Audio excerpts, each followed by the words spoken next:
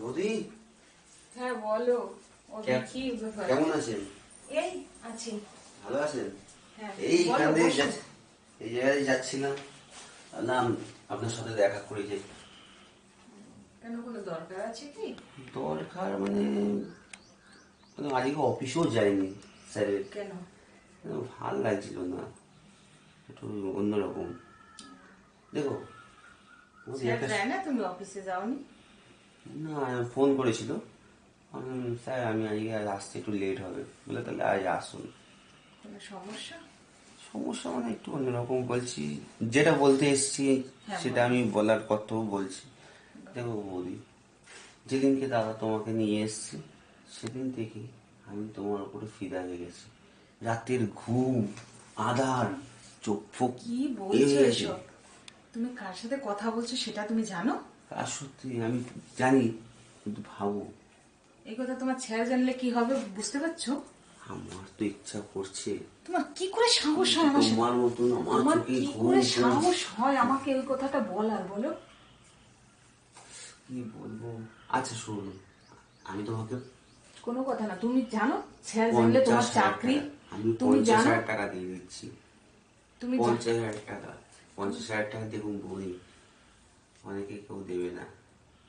একটা মিনিট শুনুন, তুমি কি জানো? একটা মিনিট। তুমি কি জানো তোমার ছেড়ে জানলে তোমার চাকরিটা থাকবে না? আচ্ছা বৌদি, আমি একটা কথা বলি, পুরোপুরি 2 লাখ টাকা দিচ্ছি। 2 লাখ টাকা কিন্তু অনেক বৌদি, 2 লাখ কর করে নোট, একদম কর করে নোট।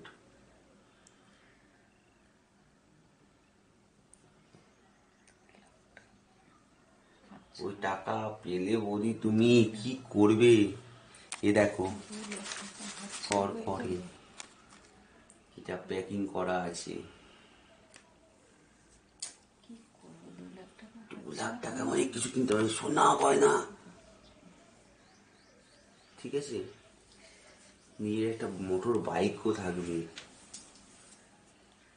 2 লাখ টাকা সত্যি বলছো দাদা? একটা মিনিট শুধু শোবেন ব্যাস। সত্যি বলছো? হ্যাঁ, তুমি ভেবে বলছো তো ছেড়ে জানলে কি হবে?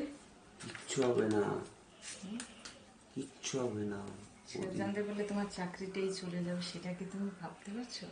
সেটা তুমি না বললেই হলো, তুমি না বললেই হলো, ঠিক আছে।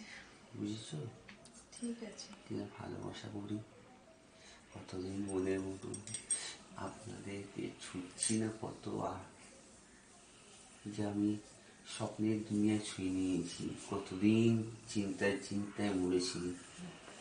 বৌদি, বৌদি।